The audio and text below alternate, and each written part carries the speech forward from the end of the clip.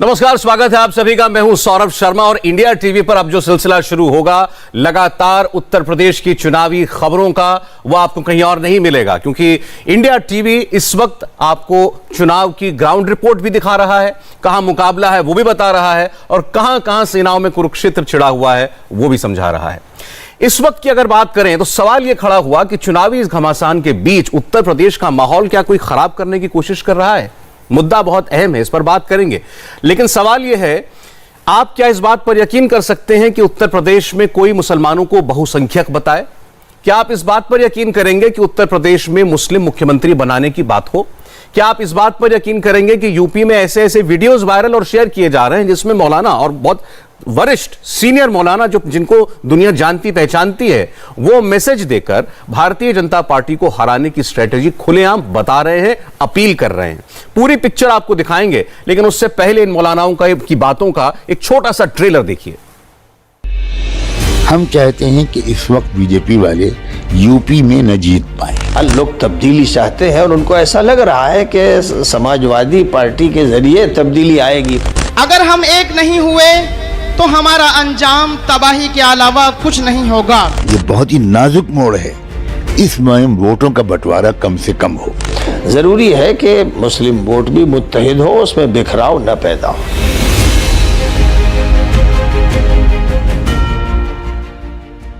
तो आपने सुना, मौलाना सज्जाद नोमानी मुस्लिम पर्सनल लॉ बोर्ड के प्रवक्ता हैं और आपको याद होगा इन्होंने एक बयान जब तालिबान अफगानिस्तान में जीता था, अमेरिका की फौजें वापस गई थी, तब उनके समर्थन में कहा था।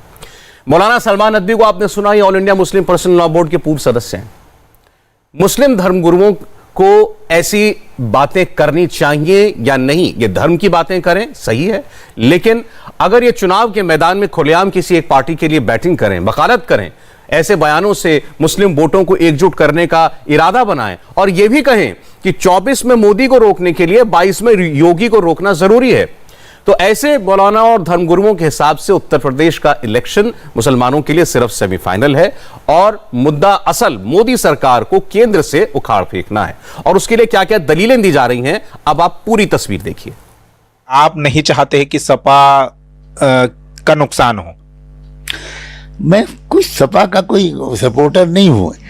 इस वक्त सूरत हाल ये है कि आप देखिए कि 22 का इलेक्शन ये एक स्टेट का इलेक्शन नहीं है, ये सेमीफाइनल है। हम सब जानते हैं कि अभी वो उस जगह पर नहीं पहुंचे हैं, फिर भी उनके क्या तेवर हैं, क्या इरादे हैं। हम चाहते हैं कि इस वक्त बीजेपी वाले यूपी में न जीत पाए। वोट तो कटेंगे, कांग्रेस की तरफ से भी और बसपा की तरफ से भी और ओवैसी की तरफ से भी और छोटे छोटे जो ग्रुप्स हैं। इसलिए अखिलेश को ये चाहिए कि सिर्फ जो है ओम प्रकाश के उनके साथ शामिल हो जाने और जनाबे वाला जाटों की शामिल हो जाने, और अभी जो खबर आ रही है स्वामी प्रसाद मौर्य की, उनके शामिल हो जाने से ऐसा नहीं कि वो अजीम फतेह हासिल कर लेंगे। ज़रूरी है कि मुस्लिम वोट भी मुत्तहिद हो, उसमें बिखराव न पैदा हो। मौलाना सज्जाद नोमानी तो बाकायदा यूपी चुनाव को हिंदू मुसलमान के चश्मे से ही देख रहे हैं और मुसलमानों के जहन में भी ऐसी ही बात भरने की कोशिश करते हैं। शायद देश के 80-90% लोग सहमत हैं कि देश में परिवर्तन की जरूरत है, देश में भी और प्रदेश में भी। मंदिर में आप जाना चाहें तो आप हिंदू नहीं हैं, आप बराबरी का हक मांगना चाहें तो आप हिंदू नहीं हैं। आप हैं, आप जाटो हैं, आप ओबीसी हैं, आप कुर्मी हैं, आप ये हैं और आप वो हैं। लेकिन जब वोट लेना हो या मुसलमानों से लड़ाना हो तो फिर आप हिंदू हैं और आपके वोटों की और आपके पत्थरों की और आपके हथियारों की और अपने पूर्वजों से मिली हुई आपकी बहादुरी की सख्त जरूर। हमारे साथ मेहमान जुड़े हैं, हमारे साथ हैं शलभ मणि त्रिपाठी जी, भारतीय जनता पार्टी के प्रवक्ता हैं। शलभ, आपका स्वागत है।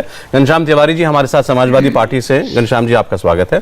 वीरशंकर तिवारी जी विश्व हिंदू परिषद के नेता हमारे साथ हैं, तिवारी जी का स्वागत। और दानिश कुरैशी जी चुनाव विश्लेषक कह लीजिए, उनको आप राजनीति समझने वाले शख्स हैं, उत्तर प्रदेश की नब्ज भी जानते हैं। आपका स्वागत है दानिश साहब इंडिया टीवी के ऊपर जी। अब ये जो हमने अभी आपको बयानात सब सुनाए हैं, इसमें अगर पहली नजर में देखें तो इसमें कोई ऐसी कोई बात नहीं है कि कोई इस पर ऐतराज कर सके, लेकिन सवाल तब खड़ा होता है कि अगर बड़े धर्म गुरु हैं ये और इनकी फॉलोइंग है, इनको मानने सुनने वाले और इनकी बात पर अमल करने वाले लोगों की तादाद हजारों लाखों में हो सकती है, वो अगर खुलकर ये कहते हैं कि इस बार मुसलमानों तुम्हें बीजेपी के खिलाफ वोट करना है, वोट बंटने मत देना, और इशारों में समाजवादी पार्टी का नाम भी ले देते हैं, तो क्या यह जायज है, उचित है? शलभ मणि त्रिपाठी।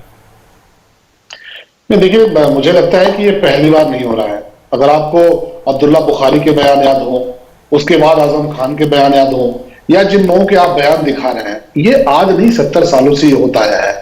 और उत्तर प्रदेश नहीं, पूरे देश में एक हिंदुओं के खिलाफ एक तरह का माहौल खड़ा करने का प्रयास किया जाता है। अभी तक आपने किसी भी हिंदू संत को या किसी भी भारतीय जनता पार्टी के नेता को आपने सुना कि नहीं ये सारे के सारे मुसलमान एक हो रहे हैं, सारे हिंदुओं को भी एक हो जाना चाहिए? कितनी आसानी से ये जातियां बताना शुरू कर देते हैं। अरे हम लोग तो गवाह हैं कि शिया सुन्नी के दंगे होते थे और 20-20 लोग, 25-25 लोग मारे जाते थे। सैयद और पठान में कितनी दूरी है? इनके यहाँ कितनी जातियां हैं? 17 से ज्यादा जातियां हैं मुसलमानों के भीतर, लेकिन ये कभी मुसलमानों के भीतर जो कुरीतियां हैं, 3 तलाक के भीतर ये क्या करते थे, शरीयत के बहाने ये मुस्लिम महिलाओं के साथ इन्होंने कितना अत्याचार किया, उसकी बात नहीं करेंगे। लेकिन क्यों? क्योंकि ये देश एक सही दिशा में जा रहा है, प्रदेश एक सही दिशा में जा रहा है, तो एक वातावरण खड़ा करने के लिए, पूरी तौर पर पोलराइजेशन कराने के लिए इस तरह के फतवे जारी करेंगे। लेकिन निश्चित तौर पर हमारा विश्वास है कि उत्तर प्रदेश नहीं, पूरे देश की जनता ने 2014 के बाद से ऐसे मौलानाओं को, ऐसे शरीयत के नाम पर अपना ठेका चलाने वालों को और ऐसे चरमपंथियों को भरपूर जवाब दिया है। इस चुनाव में भी इनको भरपूर जवाब मिलेगा। आप देखिए, नाहिद हसन कौन है? समाजवादी पार्टी ने अपना कैंडिडेट नंबर 1 बनाया है। नाहिद हसन वो है जो कहते हैं कि हिंदुओं की दुकानों से सामान मत खरीदो, यहाँ के व्यापारियों से सामान मत खरीदो। पश्चिम उत्तर प्रदेश में जो पलायन हुआ, जो उत्पीड़न हुआ, जो दलितों के साथ मारपीट हुई, दलितों की बहन बेटियों के साथ जो छिड़खानी हुई, जो जाटों के घरों पर हमले हुए, वो कौन लोग करते थे? नाहिद हसन और तमाम जो ऐसे लोग थे, ये लोग ही करते थे। इनके भीतर इतनी नफरत भरी हुई है और प्रदेश की जनता ने इनका हिसाब किया है। 2017 में भी इनका हिसाब किया था, 2022 में ऐसा हिसाब होगा कि इनकी दुकानें हमेशा के लिए बंद हो चले। नाहिद हसन तो फिलहाल चुनाव नहीं लड़ रहे हैं, हालांकि आज आपने उनका एक वीडियो डाला, वो वीडियो बहुत ज्यादा आपत्तिजनक है। उसमें जो भाषा इस्तेमाल हो रही है, जो बात वो कह रहे हैं, मैं अभी वो वीडियो थोड़ी देर में चलाऊंगा। चला आप बताइएगा कि वो कब का है, कहां का है, वो उसका कॉन्टेक्स्ट क्या है। लेकिन चूंकि अभी हम दूसरी बात कर रहे हैं, घनश्याम तिवारी जी, देखिए वो तो ये कह रहे हैं कि भाई ये सरकार जो है इसको हटाना है, ये सरकार उन्होंने कहा मुसलमानों के खिलाफ है, और वो कह रहे हैं वोट बटे ना, और साफ साफ इसका इशारा यह है कि वोट आपकी पार्टी को जाए। हमने पीछे सर्वे किया था, उस दिन भी आपसे बात कर रहे थे, ये तो बिल्कुल अभी से क्लियर है कि उत्तर प्रदेश में मुसलमानों का मेजॉरिटी वोट जो है 76-77% वो आपके पीछे खड़ा दिखाई दे रहा है। ये हमारा सर्वे भी कह रहा था। लेकिन क्या इसके लिए धर्म गुरुओं को ऐसे खुलेआम अपील करनी चाहिए? नमस्कार सौरभ, आपको, दर्शकों और को पैनलिस्ट को कुछ बातें मैं संक्षेप में रखूंगा। पहले तो 80-20 की हेट स्पीच देने वाले 420 कौन है? बाबा 420। और बाबा 420 के खिलाफ इलेक्शन कमीशन ने क्या कार्रवाई की? बाबा 420 के ऊपर और कौन से मुकदमे इससे पहले लगे हुए थे? चलिए उसे छोड़िए। जो जिस तरीके के आरोप हरिद्वार हेट असेंबली, जो धर्म संसद so called Bharatiya Janata party के नए धर्मगुरु के रूप में जो दीपक त्यागी मेरठ के उभर के आए हैं, जिसे यति नरसिम्हानंद स्वामी जी भारतीय जनता पार्टी के नेता कहते हैं कि आदित्यनाथ उनके पैरवीकार हैं, या फिर पूजा शकुन पांडे जी हुई, या प्रबोधानंद गिरी हुए, जिन्होंने कहा कि आदित्यनाथ जी ने उन्हें ठेका दे दिया है कि आप जाके जाइए हिंदुओं की रक्षा कीजिए, और जो जिस तरीके से कह रहे थे कि म्यांमार बर्मा के स्टाइल है, हमारे यहाँ काम करना पड़ेगा। या फिर जो वहां की और अन्य तस्वीरें आई, आनंद स्वरूप कौन है, उनका भारतीय जनता पार्टी के तमाम नेताओं के साथ क्या रिश्ता है, क्या तस्वीरें हैं, ये सारी चीजें सबके सामने हैं। जितेंद्र त्यागी, वसीम रिजवी कौन है? तो भारतीय जनता पार्टी की सबसे बड़ी हार इस चुनाव में यह है कि इस तरह के हेट स्पीच के बावजूद, जो केशव प्रसाद मौर्य ने कहा, उस तरह के हेट स्पीच के बावजूद इस चुनाव में जनता बेरोजगारी के मुद्दे पे खड़ी है। केशव प्रसाद मौर्य ने क्या कहा? केशव प्रसाद मौर्य ने क्या कहा? केशव प्रसाद मौर्य जी के ऊपर जिस तरह के मुकदमे लगे हुए हैं, जो उन्होंने लुंगी वाली बयानबाजी की, इस तमाम बयानबाजी की, क्या नहीं कहा? एक चुना हुआ मुख्यमंत्री 80-20 की बात करता है, ठीक है। एक उप मुख्यमंत्री जिसके ऊपर एक से एक संगीन मुकदमे लगे रहे हैं, 302, वो धार्मिक भावना भड़काने की बात करता है। क्यों? क्योंकि ये लोग खोखले लोग हैं। शमशान कब्रिस्तान की राजनीति करने वाले लोगों ने प्रदेश को सिर्फ शमशान और कब्रिस्तान दिया है, बेरोजगारी का रेगिस्तान। मैं जवाब ले लेता हूं आपकी बात का। आपने बहुत सारे उदाहरण गिनाए। आपने कहा कि अगर ये कुछ मौलाना लोग, धार्मिक गुरु लोग ये कह रहे हैं कि मुसलमान एक हो जाएं बीजेपी को हराने के लिए, तो इस ऐसा नहीं है कि आपकी तरफ से ध्रुवीकरण की कोशिश या हिंदुओं को एक करने की कोशिश या मुसलमानों के खिलाफ वोट करना है, ऐसे बयानबाजियां नहीं हुई। शलभ मणि त्रिपाठी। सौरभ जी देखिए, आपने सवाल पूछा, इन्होंने लगातार 1.5 मिनट तक अपनी बात कही। इन्होंने संत को, जो कि मुख्यमंत्री हैं, उनके लिए किन शब्दों का इस्तेमाल किया, मैं वो शब्द दोहराना नहीं चाहूंगा। और इसके पहले भी पूरी की पूरी समाजवादी पार्टी योगी आदित्यनाथ जी के लिए किन शब्दों का इस्तेमाल करती है, कोई बात नहीं, आप करते रहिए, लेकिन इनकी हैसियत नहीं है, इनकी औकात नहीं है कि एक मौलाना के खिलाफ इन शब्दों से नीचे का भी कोई शब्द या इससे हल्का भी शब्द इस्तेमाल करके दिखा दें।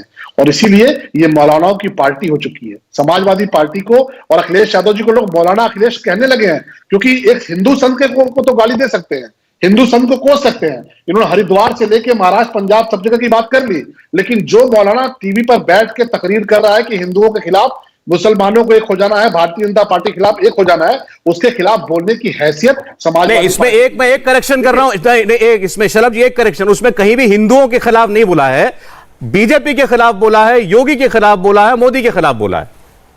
सौरभ जी चलिए, आपने करेक्शन किया, वो समझने की बात है, वो सबको पता है किसके खिलाफ बोला। जो 80-20 पर क्यों बिलबिला रहे हैं, 80-20 का मतलब क्यों नहीं समझते हैं? 80-20 का मतलब जनता समझती है। 80 का मतलब वो जो आतंकवादियों के मुकदमे जब समाजवादी पार्टी वापस लेती थी, तो जिन लोगों को तकलीफ होती थी वो 80 है, और जो लोग पटाखे फोड़ते थे पाकिस्तान के जीतने पर और आतंकवादियों के मुकदमे वापस लेने पर, वो 20 है। जिन लोगों को 400 दंगे बड़े अच्छे लगते थे, जो जाटों का घर लूटते थे, जाट बहनों की इज्जत लूटते थे, जो दलितों को मारते थे, मैं आ रहा हूं दानिश जी, आ रहा हूं। नहीं तो फिर आप खुल के कहिए ना कि आप मुसलमानों की बात कर रहे हैं। वो जो 80-20 है उसमें 20 मुसलमान हैं, जो मुख्यमंत्री जी बोले थे। या तो खुल के कहिए, इशारों में क्या बात, क्यों बात कर रहे हैं?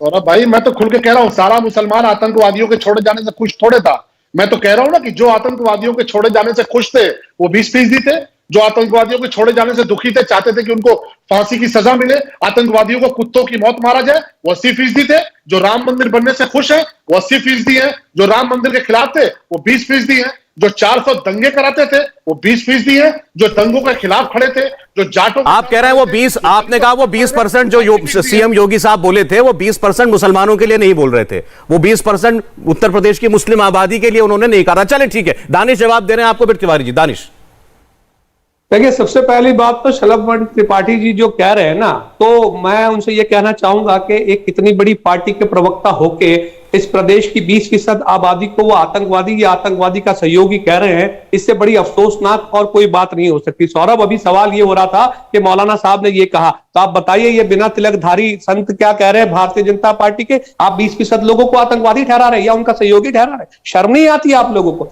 देखिए दिक्कत क्या है, मैं आपको बताऊं।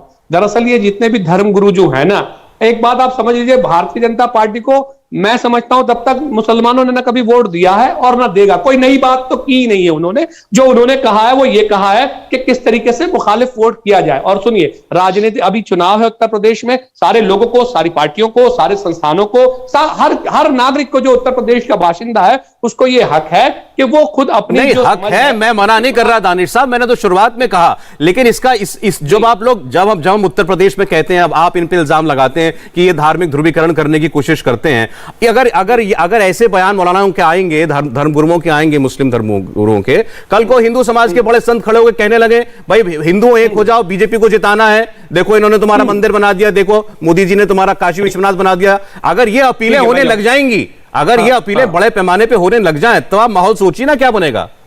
मैं बताऊं आपको, मैं उसी पे आ रहा हूं। आप जो कह रहे हैं ना सौरभ जी, मुझे लगता है कि थोड़ा सा आपको ध्यान करने की जरूरत है। इनके जो पेड़ बनावटी जो संत है ना, जिनको मैं संत नहीं समझता हूं, वो तो हमेशा से ये कहते आए हैं कि भाई आप एक हो जाइए, वोट करिए, वरना मोदी जी चले जाएंगे, योगी जी चले जाएंगे तो हिंदुओं की रक्षा कौन करेगा। जैसे ये लोग सत्ता में नहीं थे तो इस देश में हिंदू जीता ही नहीं था। दूसरी बात, आज सियासत जिस जगह पर पहुंची है ना, हम उस स्थान को कोस रहे हैं कि भाई यहां मौलाना साहब ये कह रहे हैं या कोई धर्म गुरु जो हैं वो ये कह रहे हैं, लेकिन कभी इस पे आपने सोचा कि ये हालात यहां तक कहां से पहुंचे, किसने पहुंचाए। इस देश में सांप्रदायिकता की राजनीति की जननी जो है वो भारतीय जनता पार्टी है, जिसने सिरे से विभाजन की राजनीति की, जिसने हिंदू मुस्लिम दंगे कराए, जिसने देश में बाबरी मस्जिद की शहादत की, जिसने आंदोलन चलाया, मंदिर के नाम पे अरबों खरबों चंदा उगराया और मंदिर के नाम पे। मैं जवाब लेता हूं दोनों बातों का, मैं दोनों से जवाब लेता हूं। विजय शंकर तिवारी जी को सुनेगा क्योंकि आपने मंदिर चंदा भी कह दिया है। तिवारी जी। हाँ बिल्कुल। देखो, दानिश कुरैशी यहाँ बैठे हैं, काफी बात कर रहे थे। मुझे लगता है इनको इस प्रकार के विश्लेषक कहने की बजाय इनको आप विशेष जो ये है वही अगर पद रखेंगे तो ज्यादा अच्छा रहेगा। जनता को भ्रमित करने की कोशिश नहीं होगी उसमें। दूसरा, एक दानिश मैंने आपको सुन लिया है, आपने जो बोला है मैंने सुन लिया है। अभी हमारे घनश्याम तिवारी जी कह रहे थे कि ये शमशान और कब्रिस्तान की बात करते हैं, तो कब्रिस्तान पूरे शासन में अखिलेश जी ने कितने मंदिरों को, कितने हिंदू धार्मिक स्थलों के लिए सहयोग राशि दी, कितनी सहायता की, और कब्रिस्तान के लिए कितना दिया। अगर इनके पास कोई आंकड़े हो तो बताएंगे। कब्रिस्तान के लिए तो दिया, लेकिन हिंदू मठ मंदिरों के लिए, हिंदू स्थानों के लिए कुछ किया है क्या? अगर घनश्याम जी नहीं करेंगे तो बात तो उठेगी, अगर करते तो बात नहीं उठती।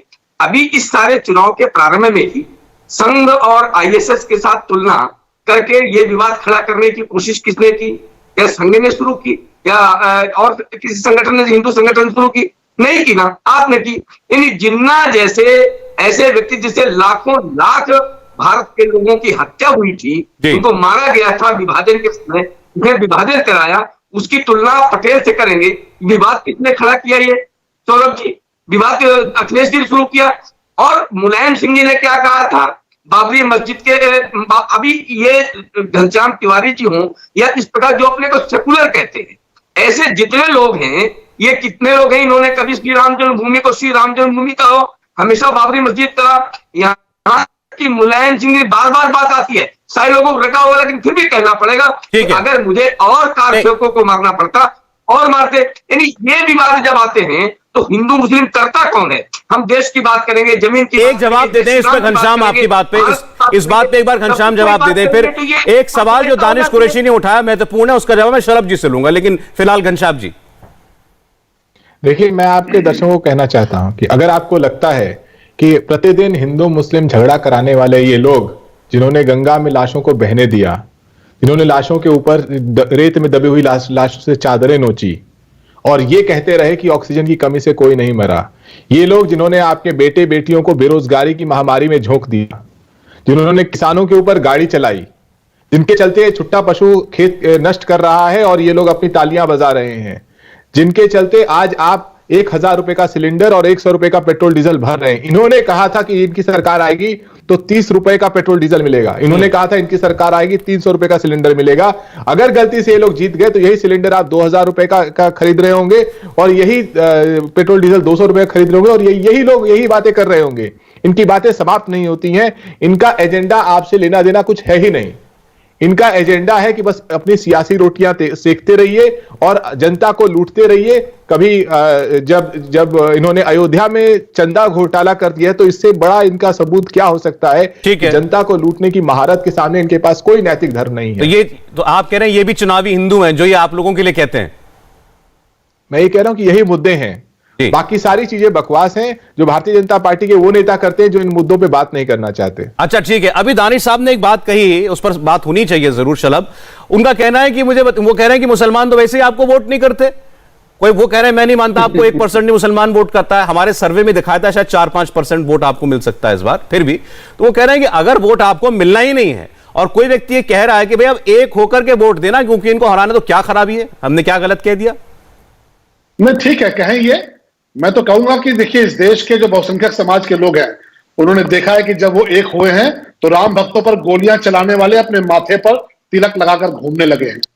बहुसंख्यक समाज ने देखा है कि जब वो एक होकर उन्होंने भाजपा की सरकार बनाई है तो भगवान कृष्ण भी सपने में आने लगे हैं। मैं तो हाथ जोड़कर प्रार्थना करूंगा कि इसी तरह एक रहना, इसी तरह सारे मतभेद होकर वोट करना। ये जो मौलाना तकरीर कर रहे हैं, ये अगर दुबई का वीजा लेकर न निकलने यहां से तो आप जो कहिएगा वो हार जाएंगे। ये जवाब मिलेगा 2022 में। और आप कहते हो कि आतंकवादी कहते हैं, जब समाजवादी पार्टी की सरकार आतंकवादियों के मुकदमे वापस ले रही थी तो दानिश कहां मुंह छुपाकर बैठे हुए थे? कहां कंबल ओढ़कर बैठे थे? अगर आतंकवादियों के मुकदमे वापस लेने वाली सरकार आतंकवादी नहीं कही जाएगी और उसके साथ खड़े लोग आतंकवादी नहीं कहे जाएंगे, तो क्या महापुरुष कहे जाएंगे? जब इस देश में आतंकवादियों के खिलाफ मुकदमे लेने वालों के मुकदमे वापस लेने वालों के साथ आप खड़े थे, तो आप फिर श्रेणी में आएंगे। और इसीलिए हम कहते हैं 80-20 की बात, कि जिनको इस बात की तकलीफ हुई कि आतंकवादियों को फांसी होनी चाहिए, उनके मुकदमे वापस लिए जा रहे हैं, वो 80 में शामिल है। आप कहते हैं मुसलमान वोट नहीं देगा, मुसलमान बहनों के लिए मोदी जी ने और योगी जी ने जो किया है, ट्रिपल तलाक जैसी जो हैवानियत वापस कराई है, उनको जो मुख्य धारा में जोड़ा है, आप घर में बंधक बना के अगर नहीं रखेंगे तो मुसलमान बहनें बहुत बड़ी संख्या में भारतीय जनता पार्टी को वोट करने जा रही हैं, क्योंकि मुसलमान बहनों के साथ जो हैवानियत उनके घरों में हुई है, ट्रिपल तलाक के नाम पर जो उनके साथ वहशियाना हरकत हुई है, अब उनको ये समझ में आ गया कि स्वतंत्रता क्या होती है, सम्मान क्या होता है, स्वाभिमान क्या होता है। आप बेड़ियों में बांध के अगर दरवाजे के भीतर नहीं रख पाए, तो इस बार मुस्लिम बहनें भारतीय जनता पार्टी को दानिश कुरैशी, एक सेकंड इसी बात पर आप निश्चित तौर पर दानिश कुरैशी, आप तकरीर करते रहिए, फतवा करते रहिए, मुस्लिम बहनें भाजपा को वोट करेंगी और आपकी हैवानियत के खिलाफ करेंगी। आपने जो ट्रिपल तलाक में बाधा, ठीक है शलम मनी जी, एक मिनट दानिश कुरैशी बोले। ओके त्रिपाठी जी, अब आप सुनने का मापदंड रखिएगा। मैं बोलूं तो सबसे पहली बात तो इस देश से वीजा लेके उनको दुबई भागना पड़ेगा जिनको इस देश के संविधान में विश्वास नहीं है, और संविधान विरोधी एक भी तत्व को इस देश में बख्शा नहीं जाएगा। ये हमारा खुलेआम चैलेंज है। देश में रहना है तो आपको संविधान मानना ही पड़ेगा। त्रिपाठी साहब सुन लीजिए, आप मनुस्मृति लागू करने की बात करेंगे तो चला नहीं लिया जाएगा। दूसरे नंबर की बात आप कह रहे हैं मुसलमान बहनों की, तो सुनिए मेरी बात, इस्लाम का कस्टोडियन जो है वो इस्लामिक स्कॉलर्स के पास है। आप जो कानून बनाने की बात कर रहे हैं उसमें कितने लोगों ने रेफरेंस दिया? मैंने तो उस वक्त भी कहा था, खुद मोदी जी को लिखा था कि आप रेफरेंडम ले लीजिए एक बार। तो रेफरेंडम से तो इतना डरते हैं जैसे प्रेस कॉन्फ्रेंस से डरते हैं। 6-7 साल में हमने तो आज तक उनकी प्रेस कॉन्फ्रेंस देखी नहीं। तीसरी बात आप जो कह रहे हैं ना मुसलमान बहनों की, मुसलमान बहनें तो छोड़िए, इस बार उत्तर प्रदेश में दलित बहनें, राजभर बहनें, जाटव बहनें, कोई भी महिला नरेंद्र मोदी और योगी सरकार जो है उत्तर प्रदेश की, उसके पक्ष में वोट करेगी। ऐसे सर्कमस्टेंसेस तो मुझे दिखाई नहीं देते। तीसरे नंबर की आप जो बात कर रहे हैं ना, आप मुझे ये बताइए कि इतना आपको मुस्लिम बहनों पे प्यार उमड़ रहा है, तो इस बार कितनी मुस्लिम महिलाओं को आप उत्तर प्रदेश में से टिकट देंगे, ये भी बता दीजिए त्रिपाठी। जवाब ले लूं आपकी बात का? मामला क्या है आपके? जवाब ले लूं आपकी बात का? बिल्कुल लीजिए, शलभ बिल्कुल लीजिए। सौरभ जी, एक तरफ ये बाबा साहब के संविधान की बात करते हैं और दूसरी तरफ शरीयत के बहाने कहते हैं कि नहीं रेफरेंडम ले लीजिए। अरे बाबा साहब हमारे एंसेस्टर है और हमें फख्र है इस बात का। सौरभ जी बोलने दीजिए। अच्छा बोलिए। अरे बाबा साहब के संविधान के आगे 4 कौड़ी की है तुम्हारी शरीयत। 4 कौड़ी की शरीयत की उसकी हैसियत है। बाबा साहब का संविधान चलेगा और उस संविधान ने ट्रिपल तलाक हटाया है, डंके की चोट पे हटाया है। जो मुस्लिम बहनों के साथ अत्याचार किया है दरवाजे के भीतर, कमरों के भीतर, जो हलाला के नाम पे आज भी गुनाह कर रहे हैं, उस गुनाह से मुस्लिम बहन बाहर निकलेगी और डंके की चोट पे मोदी जी को और योगी जी को वोट देगी, क्योंकि उसको पता है कि घर के भीतर क्या होता है। अगर दाल में नमक कम पड़ गया, दाल में नमक कम हुआ तो ट्रिपल तलाक कर दिया, मोबाइल पे मैसेज आ गया ट्रिपल तलाक कर दिया। ये ट्रिपल तलाक की आपकी शरीयत जो थी ना, उसको फाड़ के फन्ने में कूड़े में फेंक दिया है बाबा साहब के संविधान ने। और ये देश बाबा साहब के संविधान से चलेगा, आपके रेफरेंडम से नहीं चलेगा, आपकी शरीयत से नहीं चलेगा। और इसीलिए हम कहते हैं कि मुस्लिम बहनें भारतीय जनता पार्टी को इसलिए वोट देंगी क्योंकि आपने उनको नर्क में रखा था, हमने उनको मुख्य धारा में लाकर। घनश्याम तिवारी इसका चुनाव होगा, घनश्याम तिवारी। देखिए आपके दर्शक देख रहे हैं कि 2000 रुपए के सिलेंडर पे कोई विरोध नहीं, 200 रुपए के पेट्रोल पे कोई विरोध नहीं, 400 रुपए के सरसों तेल पे कोई विरोध नहीं, 10 साल की बेरोजगारी मुफ्त कोई विरोध नहीं, टेनी जैसे और लोगों को जो किसानों को रौन देंगे उनको मंत्री बनाएंगे कोई विरोध नहीं। हर तरह का जो अन्याय हुआ है, अत्याचार हुआ है, इसमें भारतीय जनता पार्टी के प्रवक्ता को न कुछ कहना है न कोई विरोध दर्ज करना है, ये इनकी उपलब्धि है। हम जब कहते हैं कि हम 300 यूनिट मुफ्त बिजली देंगे तो इनके सीने पर सांप लौटता है, क्योंकि इनके जो क्रोनी पूंजीपति हैं, जो अमीर हुए हैं, वो उनको धक्का लगता है। हम जब कहते हैं किसानों को छुट्टा पशु से निजात दिलाएंगे तो इनके सीने पे सांप लौटता है, क्योंकि किसानों को काले कानून देने वाले लोग किसानों के भले की बात कैसे कर सकते हैं। हम जब कहते हैं कि हम 1 करोड़ गरीब परिवारों को पेंशन देंगे 18,000, इनके सीने पे सांप लौटता है, क्योंकि इन्होंने हर परिवार को बुरे दिन दिखाए हैं। तो अगर कोई परिवार को अच्छे दिन दिखाने की बात करता है तो ये अपने एजेंडा से टस से मस नहीं हो जाए। इनका एक ही एजेंडा है, इसी तरीके से नफरत के बीज बोते रहो और उसके बाद अपने चुनिंदा पूंजीपतियों की जेब भरते रहो। इनके ऑफिशियल हैंडल से हर रोज जनता से पैसे मांगे जाते हैं। सोचिए, इन लोगों ने जनता को इतना गरीब करने के बाद भी बेशर्मी इतनी कि अपने ऑफिशियल हैंडल से मोदी जी के नाम पे चंदा दे दो, योगी जी के नाम पे चंदा दे दो, किसी और चीज के नाम पे चंदा दे दो, उसके बाद चंदा लेकर के घोटाला कर देते हैं। ठीक है, इनका कौन ऐसा विधायक है, कौन समाजवादी पार्टी, ठीक, मैं आपकी बात समझा घनश्याम जी। घनश्याम जी, इस प्रोग्राम में भी घनश्याम तिवारी बार बार जो है वो ये कह रहे हैं कि मुद्दे ये हैं, मुद्दे हैं महंगाई, मुद्दे हैं अगर किसी पे अत्याचार हुआ, मुद्दे हैं कि अगर खुला जानवर खेत खराब कर रहा है, इस पर कोई बात नहीं करेगा। मेरा सवाल तिवारी जी से, विजय शंकर तिवारी जी से, आप करेंगे 80-20 की बात, आप याद दिलाएंगे कि याद है गोली किसने चलाई थी, क्योंकि वोट आपको उस पर मिलेगा, और इन जो मुद्दे बता रहे हैं घनश्याम तिवारी, जनता उस पर वोट करेगी। उससे बात कर रहे हैं? जी हाँ। देखो सौरभ जी, अभी जो सारा विमर्श चल रहा है, मुद्दे तो ये शुरू करते हैं, मैंने प्रारंभ में कहा कि मुद्दे ये शुरू करते हैं, हमारे तो दैनंदिन जीवन की वो विषय है जो हम चर्चा करते हैं। चुनाव हो, चुनाव ना हो, आज से 50 साल पहले में हम चर्चा करते थे, आगे 50 साल बाद भी चर्चा करेंगे। तो हमारे विषय चुनावी नहीं है, ये चुनावी बना दिए जाते हैं। जहां तक बात संविधान की बात कर रहे थे, संविधान मानने वाला, संविधान मानने की बात कहने से नहीं होगी, ये करने से होगी। और अगर ऐसा होता तो आप एक बात बताइए, दुनिया में कितने ऐसे देश हैं जो आपका सम्मान करते हैं? आप अमेरिका जाते हैं तो कोई ना कोई कारण तो है जो आप एक्सेप्ट किया जाता है। आप जनरलाइज ना करें, मुझे लग रहा है विजय शंकर तिवारी साहब, आप कुछ जनरलाइज बात कर रहे हैं, आप पूरी कम्युनिटी के लिए ऐसे ना कहें। कहीं ना कहीं उनके संविधान के साथ आप खिलवाड़ करते हैं, जो भारत के साथ कर रहे हैं, संविधान के साथ खिलवाड़ करते हैं। कोई ना कोई देश, कोई भी देश आपका सम्मान तभी करता है सौरभ जी, जब उसके संविधान का आप ये किसके लिए कह रहे हैं? नहीं, मैं ये जानना चाह रहा हूं आपसे, आप ये जो भी बात कह रहे हैं किसके लिए कह रहे हैं? मैं इनके लिए कह रहा हूं, जो ये लोग संविधान की बात करते हैं और कहते हैं कि हिंदू मुस्लिम की बात करते हैं। नहीं, ये लोग कौन? दानिश कुरैशी के दानिश कुरैशी ने उनको आप वो अभी जो बातें कर रहे हैं वो ऐसी बातें करने वालों से, या दानिश कुरैशी जैसे हर मुसलमान से? किसकी बात कर रहे हैं तिवारी जी? फोन डिस्कनेक्ट हुआ है उनका, ठीक है, लेते हैं उनकी बात अभी देंगे। लेकिन वो ये कह रहे थे कि संविधान में यकीन करने वाले, वो क्लैरिफिकेशन उनसे लेना जरूरी है। दानिश साहब कह रहे थे कि अगर इतना ही संविधान में यकीन कर रहे होते तो फिर शक नहीं करती दुनिया। किस पर? इसका जवाब भी मैं उनसे लूंगा। देखिए सौरभ, मैं आपको एक बात कह दूं, बात शक और न शक करने की बात नहीं है। मैं अपनी बात करूंगा और संविधान में मानने वाले हर उस व्यक्ति की बात करूंगा। भारतीय जनता पार्टी का मेरा पर्सनल ऐसा मानना है कि शायद उनका विश्वास नहीं है, उनकी ये मजबूरी है कि हमारे यहाँ एक डेमोक्रेटिक प्रक्रिया है चुनाव की, पोस्ट चुनाव की प्रक्रिया को पूरा करते हैं और चुनाव जीतने के बाद संविधान को बिल्कुल एक तरफा कर देते हैं। अभी शलभ मणि जी बोल रहे थे शरीयत के ऊपर, मैं तो खैर उस पर डिस्कस करना नहीं चाहता था, लेकिन शायद उनको नहीं पता कि बाबा साहब ने शरीयत नहीं जलाई थी, बाबा साहब ने मनुस्मृति जलाई थी। तारीख पढ़ लेंगे तो इनको ज्यादा समझ में आएगा। दूसरे नंबर की बात मैं आपको बताऊं कि भारतीय जनता पार्टी इस तरीके की बात करके दरअसल अपना जो फेल्यूर है पूरे 4.5 साल का वो छिपाना चाहती है। वो ये छिपाना चाहती है जो नाकामी रही, जो अभी घनश्याम जी कह रहे थे, मैं उसी बात पे आऊंगा। सवाल यहां यह आके खड़ा रहता है कि उत्तर प्रदेश का बजट 5.5 लाख करोड़, 5 लाख, अमूमन 5 लाख करोड़ का बजट है।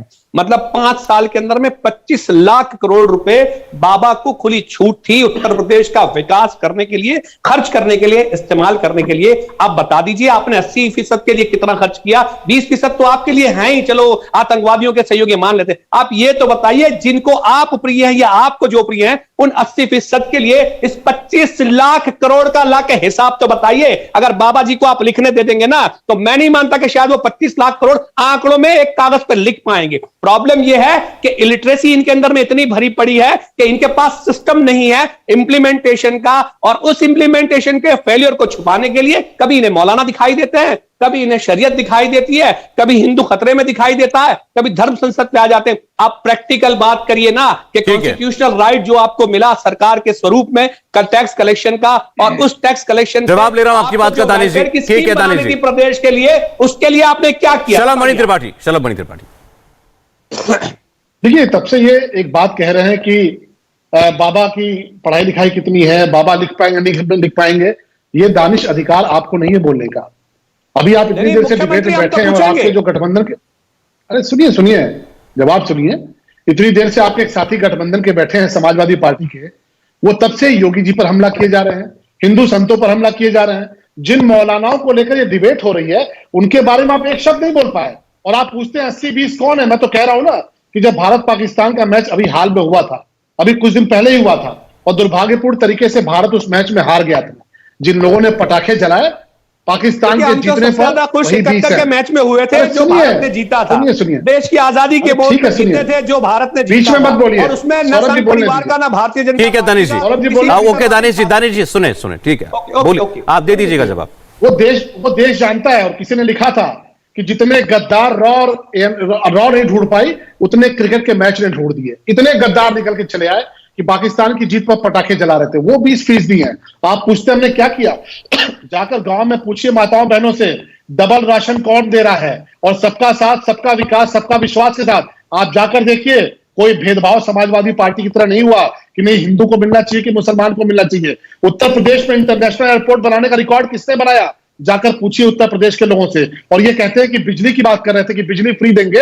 अभी इंडिया टीवी की खबर मैं पढ़ रहा था, मैं चुनौती देता हूं, अभी गूगल कर लीजिएगा, कि कपड़े सुखाए जाते थे उत्तर प्रदेश में बिजली के तारों पर। किसके जमाने में सूखते थे? लेकिन दानिश आपको नजर नहीं आएगा। क्यों? क्योंकि आपने इतना गाढ़ा चश्मा पहन रखा है कि आपको तो केवल मौलानाओं की बात पर यकीन आएगा कि भारतीय जनता पार्टी को हराना है। चाहे हम राशन दे दें, चाहे हम बिजली दे दें, चाहे हम सड़क दे दें, चाहे आपके घर में जाकर हम ट्यूबवेल खोल के भी चले आएंगे, तो भी दानिश को नफरत है हमसे। क्यों? क्योंकि हमने मुस्लिम बहनों के साथ न्याय किया, हमने आतंकवादियों की चमड़ी उधेड़ी, उनको फांसी के फंदे पे लटकाया। जिन्होंने 400 दंगे समाजवादी पार्टी की सरकार में किए थे, उनकी ऐसी हालत कर दी कि या तो वो विकलांगता पेंशन का फार्म भर रहे हैं, नहीं तो नर्क लोक में पहुंच गए। इसलिए दानिश को नफरत होगी, तो आप नफरत करते रहिए। और हम फिर कह रहे हैं कि आतंकवादियों की सरकार के साथ जो खड़ा है वो हमारे लिए 20% है, उसके मुकाबले हम खड़े होंगे और ये समाज खड़ा होगा। ये समाज आज जब खड़ा हुआ है तो बहुत घनश्याम तिवारी, पहले घनश्याम जी, फिर उसके बाद दानिश जी। सांप्रदायिक सौहार्द की बात करने लगे हैं, जिनकी सरकारों में 400 दंगे हुए, वो अचानक हिंदू मुस्लिम। घनश्याम तिवारी उस पर जवाब दे रहे हैं आपको, ये समाज एक हुआ इसीलिए जवाब दे रहे हैं आपको, बोलिए। देखिए, मैं इस बात का स्वागत करता हूं कि किसी तरीके घूमते फिरते ही शलभ मणि सुशासन के, गवर्नेंस के एजेंडे पे आए। अभी 2 दिन पहले खबर छपी थी कि इस सरकार ने, सिर्फ इस सरकार ने मात्र 2 साल में 16 करोड़ भारतीयों को गरीबी की रेखा के नीचे धकेल दिया। 16 करोड़। ये जो अभी दानिश ने कहा कि 25 लाख करोड़ इन्होंने खर्च किए, क्या इस 25 लाख करोड़ में ये किसानों को निजात नहीं दे सकते थे जो आवारा पुष्प में उससे? क्या इस 25 लाख करोड़ में जब 8 बार एग्जाम्स कैंसिल हुए, क्या हुआ उसका हिसाब? 25 लाख करोड़ खर्च करके आप 5 लाख लोगों को रोजगार नहीं दे पाए। 25 लाख करोड़ खर्च करके आप 2 साल से स्कूल बंद है। आपको एक शिक्षा मंत्री, चाहे वो देश के हो, आपके प्रदेश के हो, एक शब्द शिक्षा का निकला हो, कुछ कहा हो कि शिक्षा जो जिस तरीके से इलिटरेसी है, 25 लाख करोड़ खर्च करके, जब बेटियों के हाथ में टैबलेट नहीं है, ऑनलाइन क्लासेस नहीं चल रही हैं, हो सकता है कि भारतीय जनता पार्टी के तमाम नेताओं के बच्चे ऑनलाइन पढ़ रहे हों, एक शब्द कहा किसी ने? इनको फर्क ही नहीं पड़ता।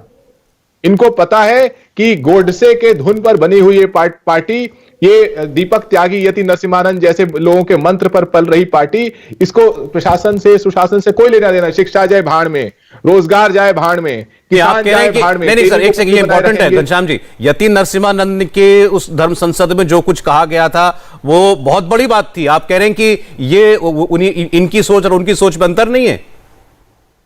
यति नरसिम्हानंद को मैं पहले दीपक त्यागी बोलता हूं। ऐसे लोग जो स्वयं को अपने कोई संत का नाम रख लेते हैं। मैंने एक अंतरराष्ट्रीय अखबार में पढ़ा जिसका हेडलाइन था कि Indian Monks and cents call for genocide. ये भारतीय संतों को बदनाम करने की भारतीय जनता पार्टी की चाल है कि ऐसे लोगों को, दुष्ट लोगों को संत बना करके घुमवाते हैं समाज में, और फिर ये अंतरराष्ट्रीय जगत को ये लगता है कि यही लोग संत है भारत के। ऐसे होते भारत के संत?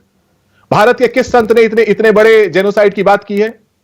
और दीपक त्यागी क्या कहता है? दीपक त्यागी कहता है जब पुलिस उसे पकड़ने जाती है, तुम्हारी भी जान जाएगी, तुम्हारे बच्चों की भी जान जाएगी। और दूसरी भाषा में कहता है कि आदित्यनाथ मेरे पीछे खड़े हैं, जब उत्तर प्रदेश की पुलिस।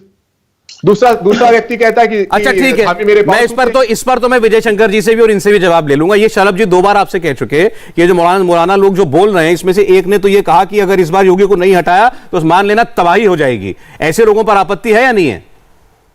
नहीं, तबाही तो होनी है। तबाही ऐसे जो भी भारतीय जनता पार्टी। चलो एक मिनट, ये आपने इनसे कहा था ना, इस पर बोले नहीं है, मैं इनसे पूछ रहा हूं। जी। इस देश में जो भी भारतीय जनता पार्टी की धुन मिला करके 80-20 की बात कर रहा है, वो देश को गुमराह कर रहा है। इस देश के 100% मुद्दे बेरोजगारी हैं। 100% मुद्दे, ये 2 साल से जो स्कूल बंद है वो 100% मुद्दे हैं। एक स्कूल की फीस बढ़ गई है, दवाई की फीस बढ़ गई है, और भारतीय जनता पार्टी के नेताओं की जेब गरम है, इनके पूंजीपतियों की जेब गरम है, इनकी पार्टी की जेब गरम है, और तब भी ये जनता से चंदा मांग रहे हैं। बेशर्मी की हद देखिए। तो आप कह रहे हैं जो मुद्दे की बात ना करे वही वो आदमी गलत है, लेकिन आपने भी कहा जिन लोगों के नाम ले लेकर के कि ये संत हैं और इन्होंने भारतीय संतों की बदनामी कराई, भारत की बदनामी कराई, विजय शंकर तिवारी, यति नरसिम्हानंद हैं और बाकी लोग। सौरभ जी, अभी जब मैं विमर्शित, अभी बहुत सारी चीजें मैं कहता नहीं हूं, लेकिन घनश्याम जी पूरी तरीके से सच से दूर झूठ और सरसर झूठ बात कर रहे हैं। मैंने पीछे जब विमर्श हो रहा था इस सारे धर्म संसद का, मैंने इसको कंडम किया था कि जिस प्रकार की भाषा महात्मा गांधी प्रयोग की गई तो कतई स्वीकार नहीं किया जा सकता। वो कहने वाला मैं था, वो कहने वाले हम थे। तो इसलिए घनश्याम जी इस सारे विषय को, हमने ये भी कहा था, पता नहीं हो सकता इनके पीछे कौन है, ये जानना चाहिए जनता को। कम से कम विश्व हिंदू परिषद का इससे कोई दूर तक लेना देना नहीं है। ये अगर इस बात पर इसके बाद तो मुझे लगता है घनश्याम जी को इस सारे विषय में सोचना चाहिए। अभी लिटरेसी इस पर बातचीत हो रही थी, तो मैं लिटरेसी पर कहूंगा जिनको अपने देश का इतिहास पता नहीं, ये बात से शुरू कर औरंगजेब ये सारी दिल्ली में और ये सारा यही खत्म हो जाते हैं। इनकी लिटरेसी का दायरा केवल इतना है, अगर आप 5000, 10,000, 20,000 साल पुराने इस देश की धरोहर को, इस देश की स्थापत्य को, इस देश की धन्यता को, विद्वता को, आप जो ज्ञानवान लोग हैं उसको उनको इलिटरेट बोलते हैं, तो कौन हो सकता है? मैं इतने ही समझता हूँ। अच्छा ठीक है, तिवारी साहब आपकी आवाज भी बहुत कट के आ रही है, इसको जरा सा ठीक कर लेते हैं। ठीक है, लेकिन दानिश बोलना चाह रहे थे। जी दानिश। देखिए, मैं तो सिर्फ इतना ही कहूंगा कि शलभ मणि जी ने जो जवाब दिए, दरअसल वो मेरे प्रश्नों का जवाब नहीं था। मैंने उनसे ये पूछा था कि 5 साल बाबा की सरकार रही, उसमें अमूमन 25 लाख करोड़ रुपए बजट के तौर पे उनको मिला, उसमें उन्होंने क्या खर्च किया, तो उस पर उन्होंने बात नहीं की। उन्होंने ये कहा कि आतंकवाद ये है और पाकिस्तान और पटाखे न जाने। दरअसल इनके रिकॉर्ड जो है वो देशभक्ति, पाकिस्तान और भारत माता और इस पे आके खत्म हो जाती। प्रैक्टिकली इनके पास ना कुछ था न कुछ है, और अभी भी नहीं। आज भी उनके पास उपलब्धियों के नाम पर जो वो गिना रहे थे कि अंतरराष्ट्रीय एयरपोर्ट, तो अरे भाई साहब त्रिपाठी साहब ये बता दीजिए कि जितने अंतरराष्ट्रीय एयरपोर्ट थे वो आप प्रधानमंत्री जी ने अपने मित्रों को क्यों दे दिए, और इसकी क्या गारंटी है कि अगर सरकार इनकी बनी रही, चलती रही, तो कल के दिन में एक आवाम के पैसे से बन रहे जो अंतरराष्ट्रीय और राष्ट्रीय एयरपोर्ट है ये उन्हें नहीं दे दिए जाएंगे, उसकी क्या गारंटी? अस्पताल नहीं दे दिए जाएंगे, क्या गारंटी? तारिक साहब, मेरे पास समय खत्म हो गया, लेकिन आपकी बात का जवाब लेना जरूरी है। शलभ मणि त्रिपाठी, आज का आखिरी कमेंट। जी शलभ। देखिए, मैं तो इतना कहूंगा कि चलिए, इन्होंने माना तो कि एयरपोर्ट बने हैं, अभी तक तो झूठ बोले थे, एयरपोर्ट भी नहीं बने। मैं एक डेटा देता हूं सौरभ भाई, 95,000 करोड़ रुपए समाजवादी और बसपा की सरकार मिलकर गन्ना किसानों का भुगतान कर पाई थी। आज 1,54,000 करोड़ का भुगतान योगी जी की सरकार 5 साल में कर पाई है। अभी घनश्याम भाई कह रहे थे कि 2 साल से स्कूल बंद है। बहुत धन्यवाद घनश्याम भाई, आपने बताया। अरे सुन लीजिए कि अरे आप निकाल लीजिए, RTI कर लीजिए। 2 साल से कोविड के नाते आपको पता है कोई काम नहीं हो पाया। 2 साल से कोई काम नहीं हो पाया, फिर भी सरकार ने 3 साल के भीतर 5 साल का काम जो है डिलीवर किया है। ये उत्तर प्रदेश की जनता जानती है। और आपके पास तो भगदड़ ऐसी बची हुई है कि आपके भड़ाना साहब ने कैंडिडेचर वापस ले लिया, नामांकन वापस ले लिया, अवतार जी ने। पता कर लीजिए क्यों? क्योंकि पश्चिम से प्रचंड लहर उठ चली है। अब आपके प्रत्याशी मैदान छोड़ के इसलिए भाग रहे हैं क्योंकि ये चुनाव 80 बनाम 20 हो गया है। प्रदेश की जनता मौलानाओं को देख रही है, उनकी तकरीरों को देख रही है, तो मुसलमानों को एक होकर वोट करने को कह रहे हैं उसको देख रही है। और इसलिए समाजवादी गठबंधन के प्रत्याशी अब मैदान छोड़कर भागने लगे हैं। भारतीय जनता पार्टी 300 से ज्यादा सीटें लेकर उत्तर प्रदेश में पुनः सरकार बनाने जा रही है। और उसके बाद तैयार रहिएगा, बुलडोजर चलेगा, दोबारा से माफियाओं पे चलेगा, जिन्होंने गरीबों के घर में दोबारा से प्रयास किया है चुनाव का आचार संहिता लगने के बाद से। ठीक है, गरीबों को परेशान करने का प्रयास किया है, उन पर दोबारा से बुलडोजर चलेगा। बहुत बहुत धन्यवाद शलभ मणि त्रिपाठी, घनश्याम तिवारी जी, दानिश कुरैशी साहब, विजय शंकर तिवारी जी। आज की चर्चा में समय इतना ही था। इंडिया टीवी हर वक्त हर जगह डाउनलोड करने के लिए सर्च करें India TV news Google play store या ऐप स्टोर पर।